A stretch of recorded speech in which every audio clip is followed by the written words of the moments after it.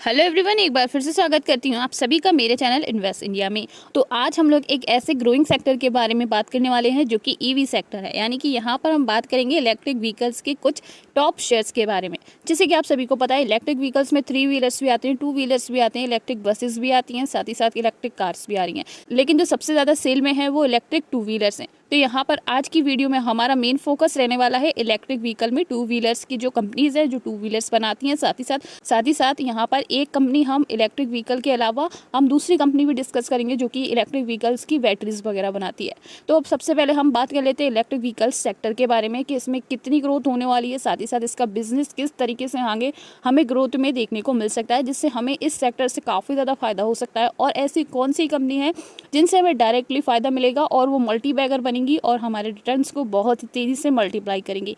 तो बिना किसी देरी के पहले हम लोग सेक्टर की ग्रोथ को जान लेते हैं।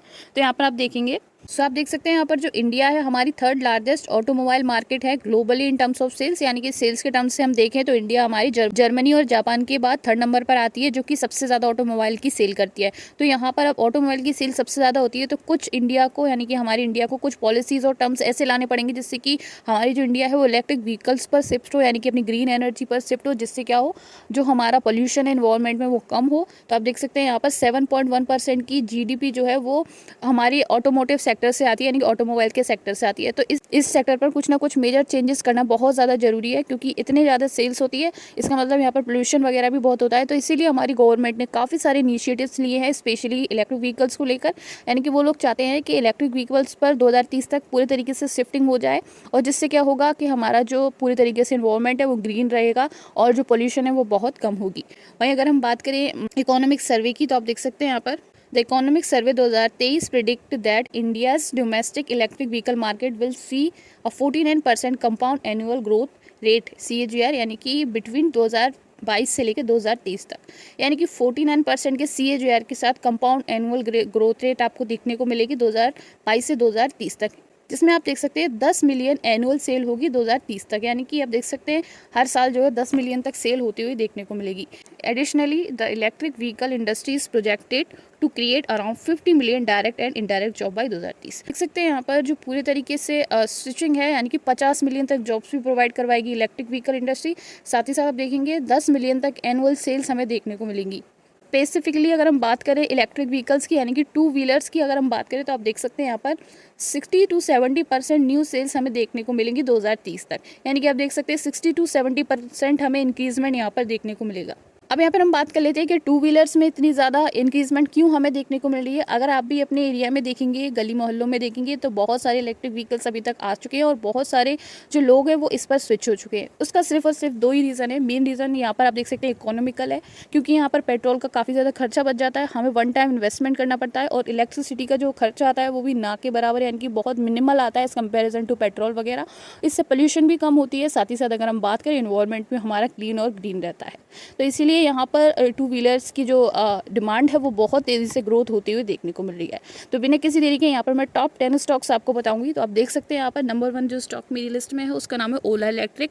ओला इलेक्ट्रिक की सबसे ज़्यादा सेल होती है, और अगर मैं मार्केट कैप की बात करूँ तो आप देख सकते हैं यहाँ पर 17.57 का मार्केट कैप है। बात करूँ यहाँ पर ओकिनावा ऑटोटेक की, तो आप देख सकते हैं 16.47 है।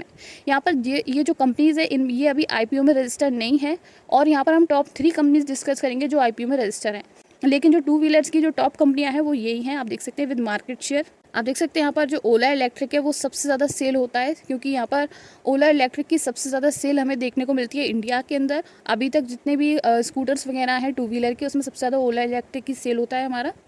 नेक्स्ट है हमारा हीरो इलेक्ट्रिक जो कि 15.75% का मार्केट शेयर रखता है। फिर उसके बाद है एम्पियर व्हीकल्स जो कि 12.93 का है। एथर एनर्जी की मैं बात करूँ तो आप देख सकते हैं 8.32 की है। साथ ही साथ यहाँ पर TVS मोटर है जो कि हमारी रजिस्टर है NSE और BSE दोनों में। बजाज ऑटो है जो कि 4% का आप देख सकते हैं मार्केट शेयर रखती है। फिर उसके बाद है प्योर एनर्जी। तो यहाँ पर सबसे पहले हम ऑटोमोटिव सेक्टर के जो स्टॉक्स को डिस्कस कर लेते हैं जो कि एनएसई और बीएसई में रजिस्टर है। तो आप देख सकते हैं ये एनएसई में रजिस्टर है ग्रीव्स कॉटन लिमिटेड, जो कि 126.25 रुपीज़ का भी शेयर हमें देखने को मिल रहा है। बात करें बिजनेस की तो ये मेनली ऑटोमोबाइल सेक्टर में वर्क करता है। साथ ही साथ आप देख सकते हैं जो हमारे 3 व्हीलर आते हैं उनमें भी ये बहुत अच्छे से वर्क करता है। साथ ही साथ ये फाइनेंसेस में भी प्रोवाइड करवाता है, यानी कि आप देख सकते हैं ग्रीव्स फाइनेंस करता है। ग्रीव्स फाइनेंस का मतलब ये है कि ये फाइनेंस कर भी जो 2 व्हीलर्स हैं उनको प्रोवाइड करवाता है, साथ ही साथ रिटेल में भी प्रोवाइड करवाता है और ये ग्रीव इंजीनियरिंग में भी काम करता है। इसका मतलब ये है कि ये जो ऑटोमोटिव सेक्टर है उनमें जो भी फ्यूल्स वगैरह यानी कि ईवी चार्जर्स स्टेशंस जो बनते हैं उनमें भी ये वर्क करता है। साथ ही साथ अब देख लेते हैं कंपनी की वर्किंग की। तो मेनली यहाँ पर ये इलेक्ट्रिक व्हीकल्स बनाती है जिसको हम फोकस कर सकते हैं। साथ ही साथ आप देख सकते हैं इंफ्रास्ट्रक्चर इक्विपमेंट भी ये बनाती है। अगर शेयर प्राइस की मैं बात करूँ तो आप देख सकते हैं ईयर टू डेट में कंपनी ने नेगेटिव में परफॉर्म किया है पूरे तरीके से, आप देख सकते हैं। लेकिन अगर हम इसको लॉन्ग टर्म के लिए लेते हैं तो इस स्टॉक में आपको बहुत ही ज़्यादा अच्छे से तेज़ी देखने को मिल सकती है। लेकिन फिलहाल आप देख सकते हैं ईयर टू डेट में इसने -9.44% के रिटर्न बनाकर दिए हैं। बात करें मैक्स चार्ट की तो मैक्स चार्ट में आप देख सकते हैं इसका जो ग्राफ है वो 200 से ऊपर तक भी गया है, लेकिन अभी आप देख सकते हैं ये जो है 126 पर ट्रैवल कर रहा है और आप देख सकते हैं 814.86 के अभी तक इसने रिटर्न बनाकर दिए हैं। आप देख सकते हैं फ्लक्चुएशन काफ़ी ज़्यादा यानी कि वॉलेटिलिटी हमें देखने को मिल रही है और अभी अपने ऑल टाइम हाई से नीचे ही बना हुआ है स्टॉक। बात कर लेते हैं मार्केट कैप की तो 2000 करोड़ का इसका मार्केट कैप है। बात कर लेते हैं पीई की तो 25.86 की पी है कंपनी की।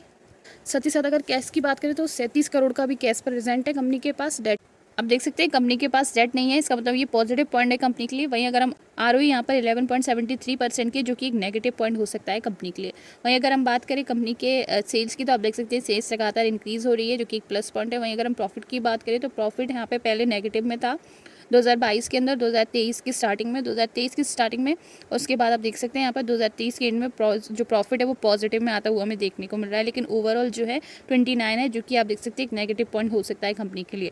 प्रमोटर्स की मैं बात करूँ तो 56% के प्रमोटर्स अवेलेबल है। एफआईएस की कंसंट्रेशन देखें तो आप देख सकते हैं 4.57 के यहाँ पर एफआईएस अवेलेबल है। वही बात कर लेते हैं हमारी नेक्स्ट कंपनी की, जो कि है तो Hero electric one of the India's leading electric scooter company है with a wide range of electric scooters and bikes बनाती है ये कंपनी।